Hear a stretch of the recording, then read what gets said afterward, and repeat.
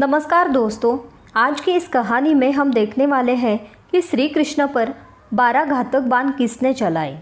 जैसे कि हम जानते हैं कि महाभारत कथा में अनेक प्रकार की घटनाएं घटी है, अलग अलग रहस्यमयी प्रकार की घटनाएं भी घटी है, जिसमें आज की यह घटना भी शामिल है।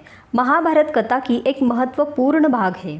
निहत्थे कृष्ण पर 12 बाण क्यों और किसने चलाए, ये जानने से पहले उससे आगे की कहानी हम जानते हैं। कहा जाता है कि जब महाभारत का युद्ध होने वाला था तो शकुनी मामा ने दुर्योधन से कहा कि अगर तुम्हें इस युद्ध को जीतना है तो तुम्हें सबसे पहले श्री कृष्ण को अपनी तरफ करना होगा। तो दुर्योधन ने सोचा कि श्री कृष्ण की सेना को अपनी ओर शामिल करने से हम युद्ध जीत जाएंगे, क्योंकि उनकी सेना बहुत विशाल थी। तब दुर्योधन श्री कृष्ण के पास गए, लेकिन तब श्री कृष्ण नींद में थे। तभी दुर्योधन उनके सिर के पास खड़े हो गए।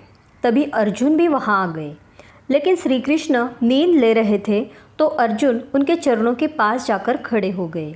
श्री कृष्ण की जैसे ही नींद खुली उन्हें अर्जुन दिखाई दिए। पहले अर्जुन ने उन्हें प्रणाम किया, फिर दुर्योधन ने भी उन्हें प्रणाम किया। तब अर्जुन कहते हैं कि मैं एक विनती आपके पास लाया हूँ। तभी दुर्योधन कहते हैं कि पहले मैं आया हूँ, इसलिए पहले मांगने का अधिकार मेरा है। श्री कृष्ण ने कहा कि लेकिन मैंने तो अर्जुन को पहले देखा है, पहला अधिकार अर्जुन का है। फिर कृष्ण ने दोनों की बात सुनी। दोनों ने एक ही बात बोली कि आपको हमारे साथ युद्ध लड़ना है। अब श्री कृष्ण बड़ी मुश्किल में पड़ गए कि किसकी ओर जाए। तभी उनके मन में एक तरकीब आई। श्री कृष्ण ने दुर्योधन और अर्जुन को 2 विकल्प दिए। पहला विकल्प यह था कि वह श्री कृष्ण को चुने जो निहत्थे है, या तो वह श्री कृष्ण की नारायण सेना को चुने। अर्जुन ने भगवान श्री कृष्ण को चुना, जबकि दुर्योधन ने श्री कृष्ण की नारायण सेना को चुना। तो सवाल उठता है कि श्री कृष्ण तो निहत्थे लड़ने वाले थे, तो किसने उन पर 12 तीर चलाए। तो हम आपको बता दें कि श्री कृष्ण पर 12 तीर चलाने वाले स्वयं सूर्यपुत्र कर्ण थे। इस कहानी के माध्यम से हम जानेंगे कि उस वक्त क्या हुआ था।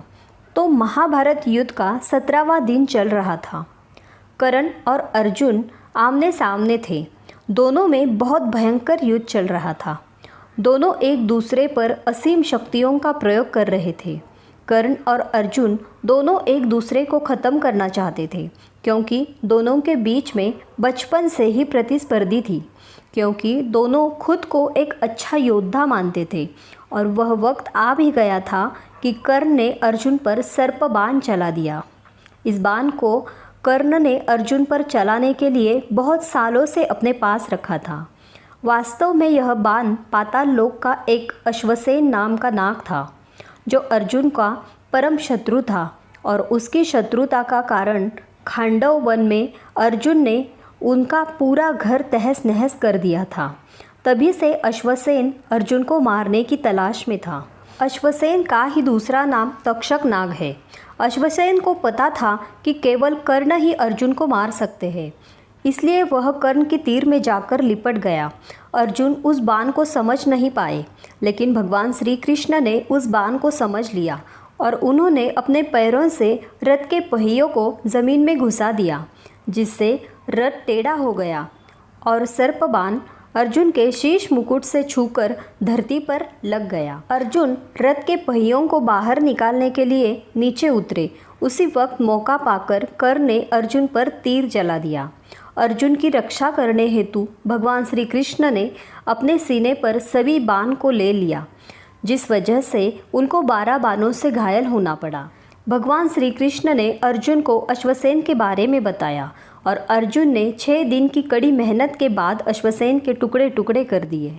तो दोस्तों, इस कहानी के माध्यम से आपने जाना कि श्री कृष्ण पर 12 बाण किसने और क्यों चलाए। महाभारत में ऐसे कई रहस्यमयी घटनाएं हैं जो बहुत से लोग जानते नहीं हैं। इसी तरह की और कहानियाँ सुनने के लिए सीक्रेट ऑफ विक्ट्री को ज़रूर सब्सक्राइब करें। ये कहानी आपको कैसी लगी ये मुझे कमेंट सेक्शन में ज़रूर लिखकर भेजिए। कहानी अच्छी लगी हो तो लाइक करें, शेयर करें। फिर मिलते हैं इसी तरह की एक रहस्यमयी कहानी के साथ। तब तक के लिए धन्यवाद।